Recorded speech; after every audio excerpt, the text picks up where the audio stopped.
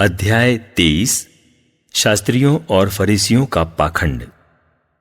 उस समय ईसा ने जनसमूह तथा अपने शिष्यों से कहा, शास्त्री और फरीसी मूसा की गद्दी पर बैठे हैं, इसलिए वे तुम लोगों से जो कुछ कहें वह करते और मानते रहो, परंतु उनके कर्मों का अनुसरण न करो, क्योंकि वे कहते तो हैं पर करते नहीं।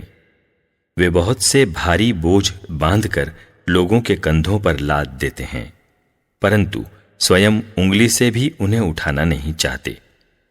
वे हर काम लोगों का ध्यान आकर्षित करने के लिए ही करते हैं। वे अपने तावीज चौड़े और अपने कपड़ों के झब्बे लंबे कर देते हैं।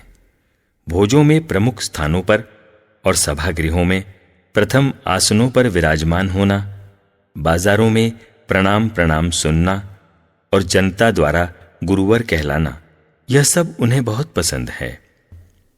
तुम लोग गुरुवर कहलाना स्वीकार न करो, क्योंकि तुम्हारा एक ही गुरु है और तुम सब के सब भाई हो।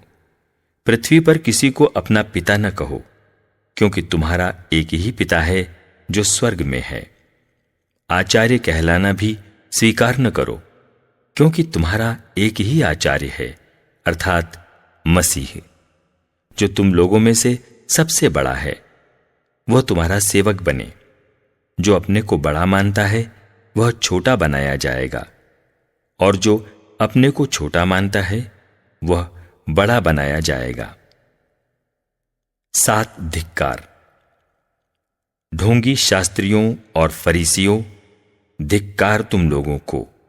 तुम मनुष्यों के लिए स्वर्ग का राज्य बंद कर देते हो। तुम स्वयं प्रवेश नहीं करते, और जो प्रवेश करना चाहते हैं उन्हें रोक देते हो। ढोंगी शास्त्रियों और फरीसियों, धिक्कार तुम लोगों को! एक चेला बनाने के लिए तुम जल और थल लांघ जाते हो, और जब वह चेला बन जाता है तो उसे अपने से दुगना नारकी बना देते हो। अंधे नेताओं, धिक्कार तुम लोगों को!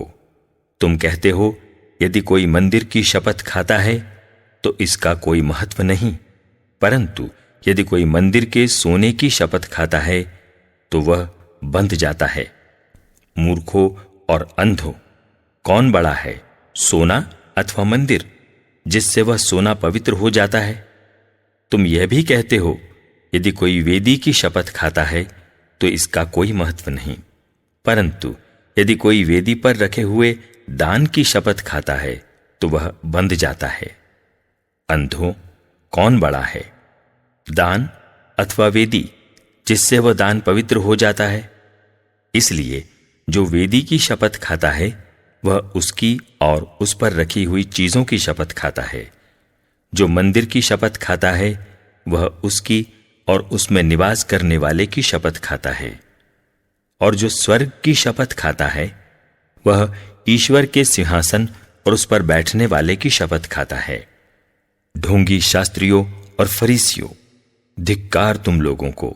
तुम पुदीने, सौंफ और जीरे का दशमांश तो देते हो, किंतु न्याय, दया और ईमानदारी संहिता की मुख्य बातों की उपेक्षा करते हो। इन्हें करते रहना और उनकी भी उपेक्षा नहीं करना तुम्हारे लिए उचित था। अंधे नेताओं, तुम मच्छर छानते हो, किंतु ऊंट निगल जाते हो। ढोंगी शास्त्रियों और फरीसियों, धिक्कार तुम लोगों को! तुम प्याले और थाली को बाहर से तो मांजते हो, किंतु भीतर वे लूट और असंयम से भरे हुए हैं।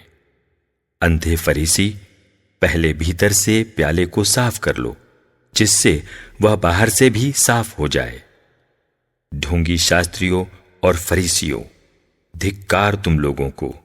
तुम पुती हुई कब्रों के सदृश हो, जो बाहर से तो सुंदर दिख पड़ती हैं, किंतु भीतर से मुर्दों की हड्डियों और हर तरह की गंदगी से भरी हुई हैं।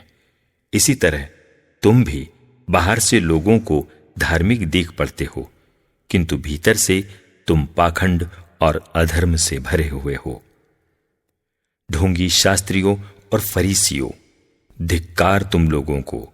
तुम नबियों के मकबरे बनवाकर और धर्मात्माओं के स्मारक संवार कर कहते हो यदि हम अपने पुरखों के समय जीवित होते तो हम नबियों की हत्या करने में उनका साथ नहीं देते।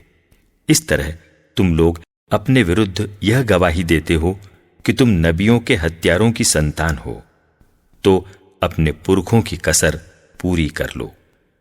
फरीसियों और शास्त्रियों का दंड। सांपों, करेतों के बच्चों, तुम लोग नरक के दंड से कैसे बचोगे? देखो, मैं तुम्हारे पास नबियों, धर्म पंडितों और शास्त्रियों को भेजता हूं।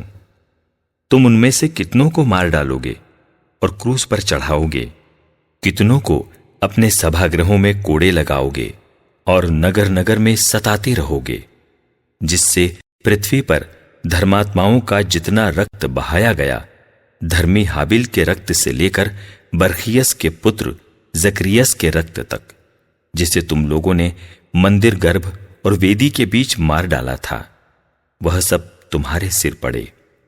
मैं तुम लोगों से यह कहता हूं, यह सब इस पीढ़ी के सिर पड़ेगा। यरूशलेम पर विलाप।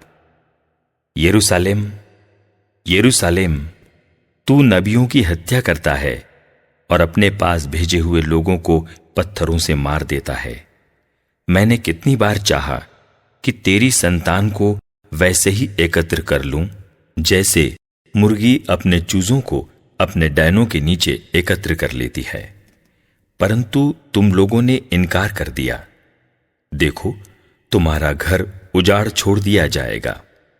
मैं तुमसे कहता हूं, अब से तुम मुझे नहीं देखोगे, जब तक तुम यह न कहोगे, धन्य है वह जो प्रभु के नाम पर आते हैं।